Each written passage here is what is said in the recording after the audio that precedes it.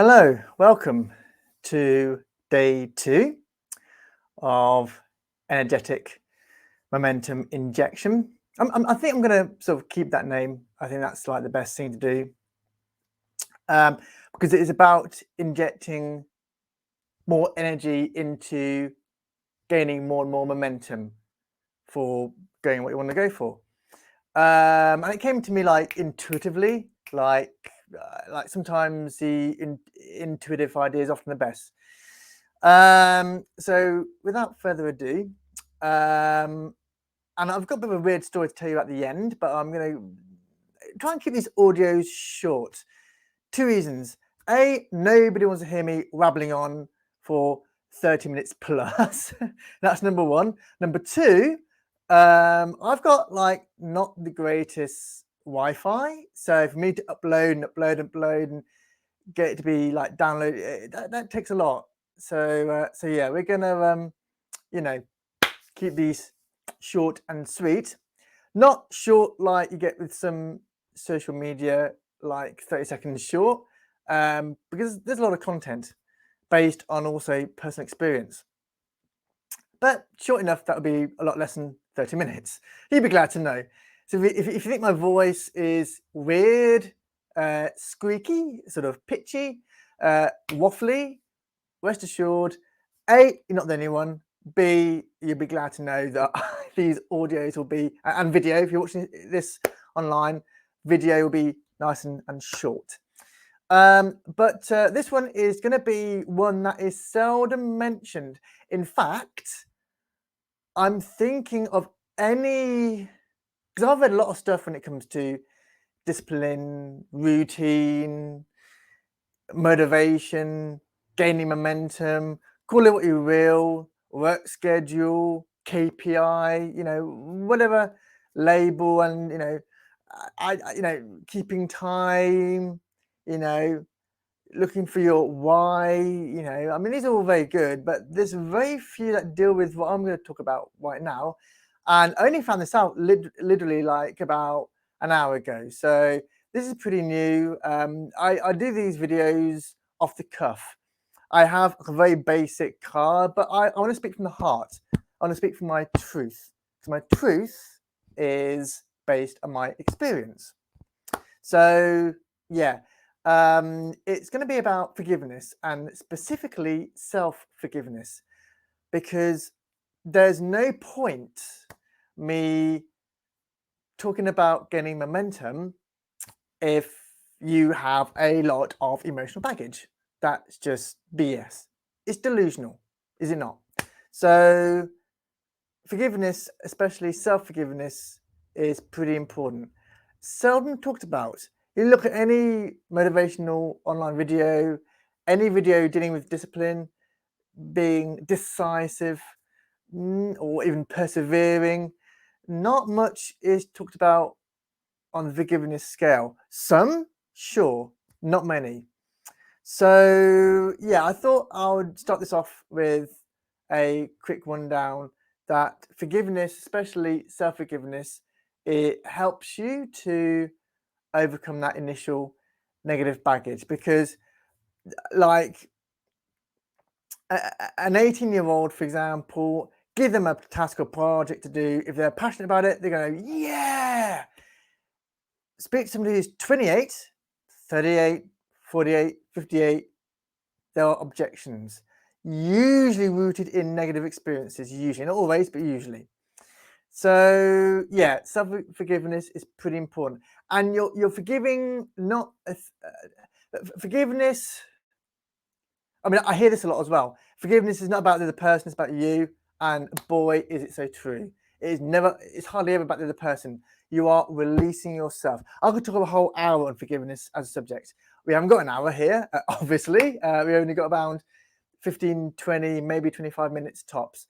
But yeah, forgiveness is pretty important, because like when I go for something, if I don't forgive, I find even the act of visualizing quite difficult.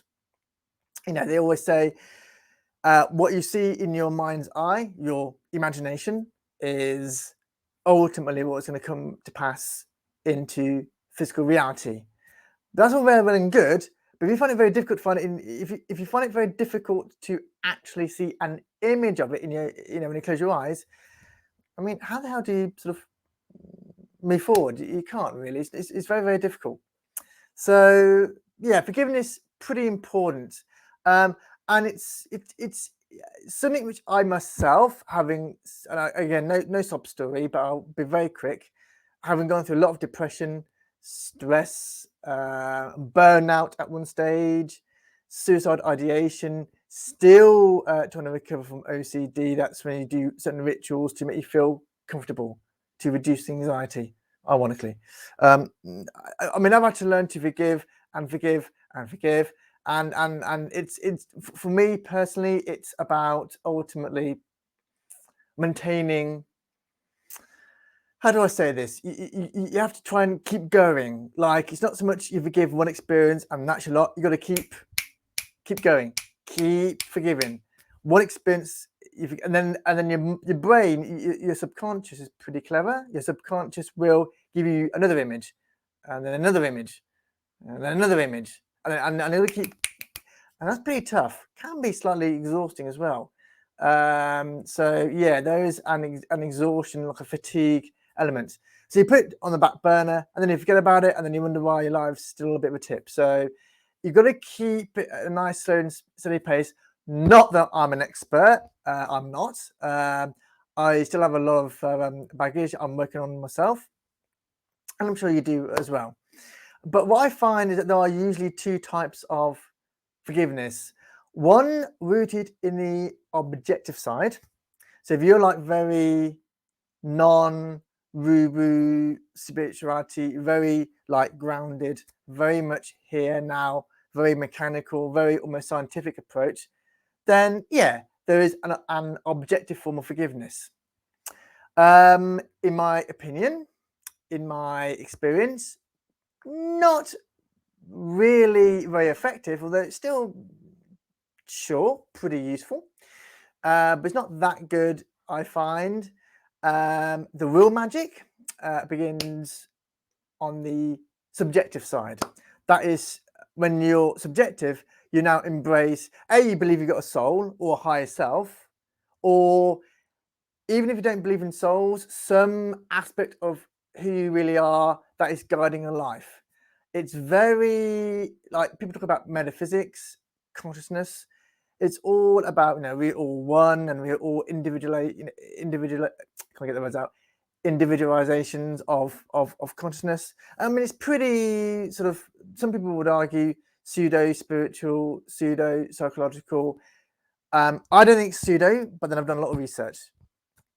But still, people, and it's a valid, fair piece of feedback. I think it is all pseudo science or pseudo metaphysics. There's no such thing as a soul, or there's no such thing as a higher self, and it's just us versus them, and it's us versus the world.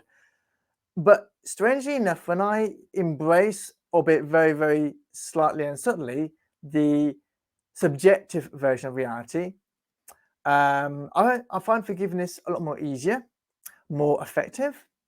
I get to focus on my goals more, so that builds momentum. I get to do things which are for my own highest interest more effectively. Not perfect, but more effectively. There's a difference. None of us are perfect. Anybody who says they are, 1,000,000 miles, you know the drill, fine.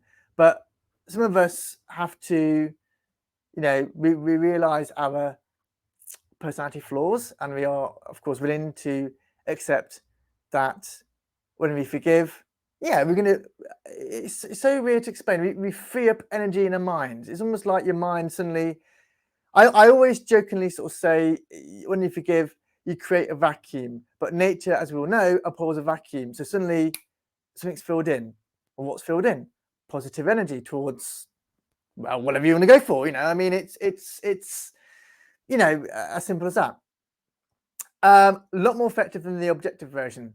But you have to be careful, because a lot of people still believe in the sort of objective viewpoint.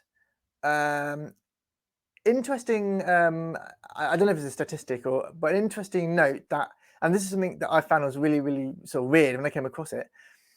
Strangely enough, most people who are like financially like doing really well, so your sports stars, your entertainers, including actors and pop stars, actresses, you get the idea. A good 2/3 of them, if not more. I've got the number 79% in my head for some reason. It could be 69, but I'm sure it's around this late 70%. So around 75, 79%. A lot of them will consult their intuition. Now, if that's not subjective, what is? Your intuition is pretty subjective. Because if you are, by strict definition, if you're objective, you do not believe in intuition. How can you? Because intuition, it's intuitive, it's within, it's inside, intuition inside.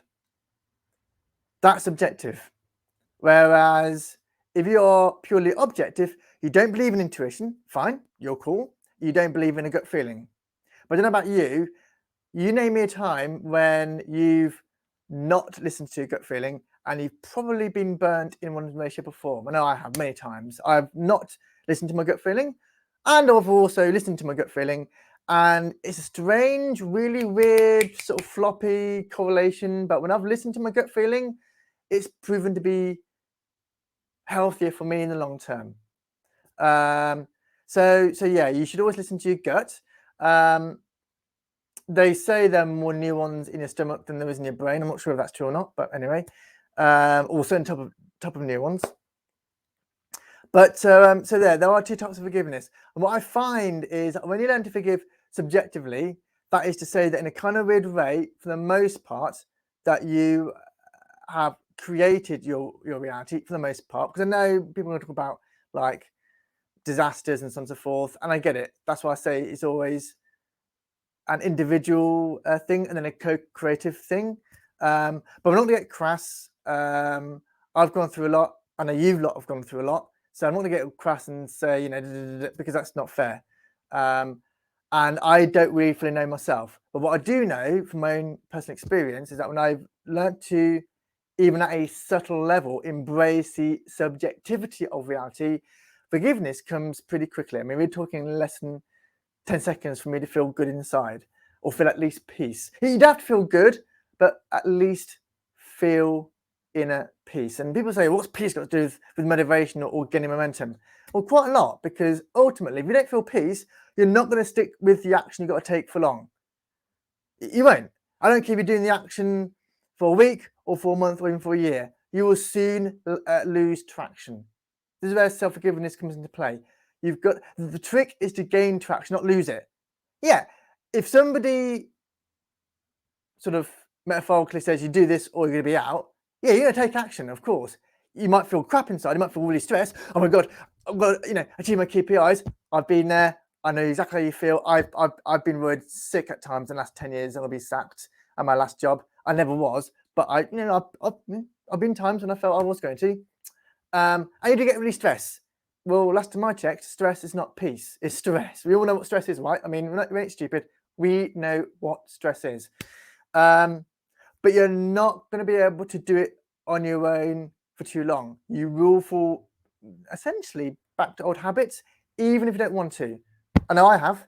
I don't want to. I've got no intention. I mean well. I do mean very well.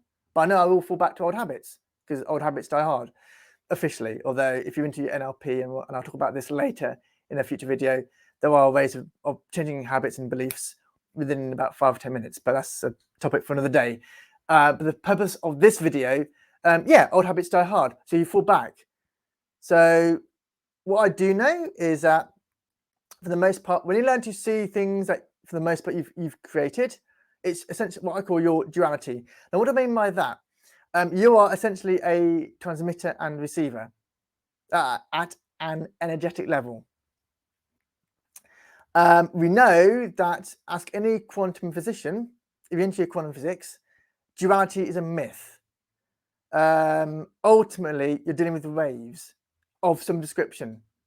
So something causes those waves to collapse and create ultimately matter. And I'm not going to get all into the quantum physics of this. This is not the purpose of this video or audio. If you listen to this on in audio, because I don't really fully understand it myself. And it's not fair for me. If I don't really get it, then what makes you think I'm going to be able to teach you and I don't get it myself? I'm not going to be one of those people that talks crap. That's not fair on you guys. It's insulting your intelligence. That's patronizing you. I don't want to do that. But I do know that what I find is a really weird phenomena is that when I learn to at least humor the idea in my mind that we'll say 90% of the time, creating what is around me at a deep level, might not be conscious, but at a deep level, I find my heart chakra, if you're into your chakras, that's like Indian theology, I suppose, it opens up and I feel a deep love to varying degrees. Very quickly, we actually have over 100 chakras, but you have what we call 7 or 8 main ones. Your heart chakra, I believe your indigo chakra, your sacral chakra is where I believe is where your tummy is, where most of your willpower is. Your root chakra, feet, root, you're rooting into the ground, feet.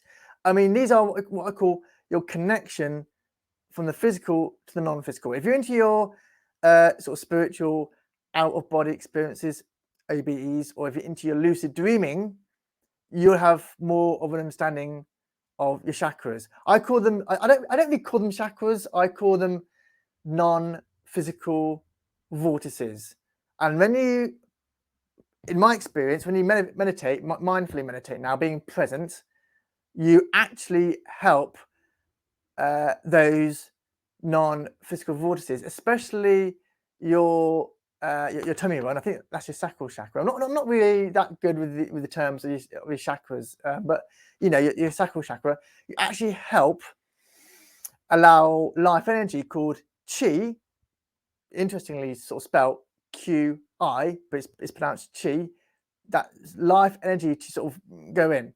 So yeah, when I find that I forgive and I find this is more effective for me and more easier for me, actually, I don't like to say this word, but it's actually more easier when I learn to see life from a very sort of subjective standpoint.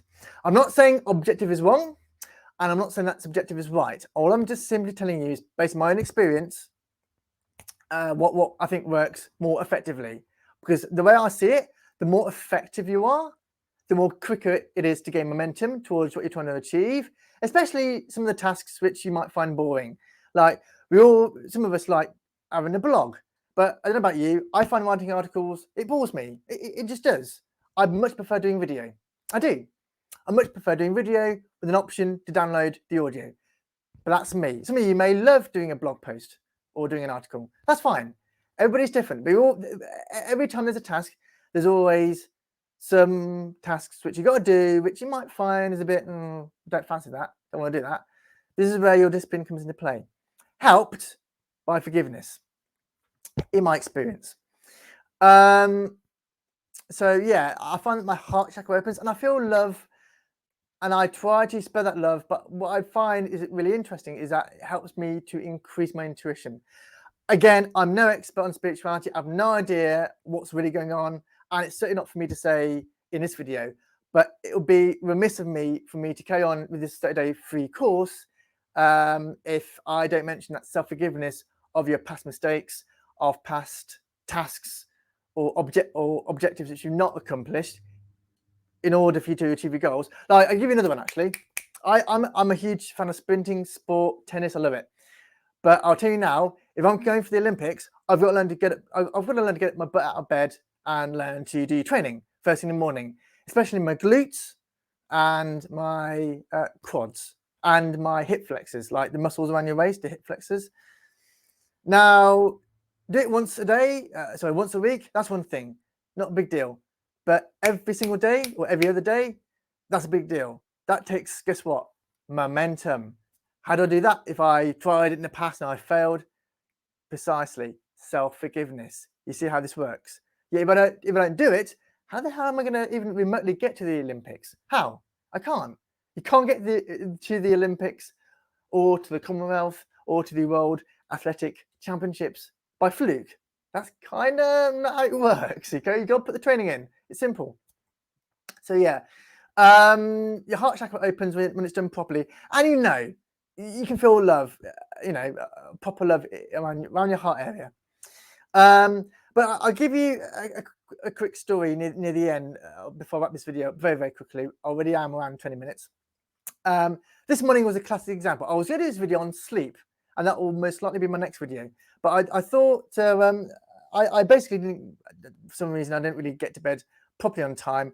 Woke up not too groggy, but was okay. And as always, rush. I had to do some work in my sort of in a nearby castle, which I love doing, by the way. Don't get me wrong. But it wasn't until, and this is like gardening stuff. So gardening, like clearing, composting, it's not like work. It is, after a while, picking up all that shrubbery and putting into a wheelbarrow, picking up the shrubbery, wheelbarrow, picking up the shrubbery, wheelbarrow. It gets, you feel fatigued, you got to squat, you got to move around, you got to carry the wheelbarrow. It's pretty tiring work. And I didn't have a full breakfast. And it wasn't until I had my sandwich at lunchtime that I realized, dude, come on, this could have been avoided. Have your breakfast. Yeah, have your breakfast, because this is quite a highly nutritious based activity. Anybody who does any form of horticulture or gardening will tell you, they'll testify that it's pretty high intense exercise. It's not easy. Okay, it's not necessarily doing a 100-meter sprint, granted, but still pretty intense in a moderate sense. So not light work at all. And I got really ratty. It wasn't until in the afternoon that I had my sandwich. I was able to add nutrition to my body, and I was able to learn to forgive really my own silliness. It was, again, an exercise in forgiveness. So forgiveness, it sounds silly, it sounds dumb, but honestly, forgiveness, self-forgiveness, especially when you look at life in a subjective lens or a subjective viewpoint, I think you'll find forgiveness will come pretty quickly, pretty simple.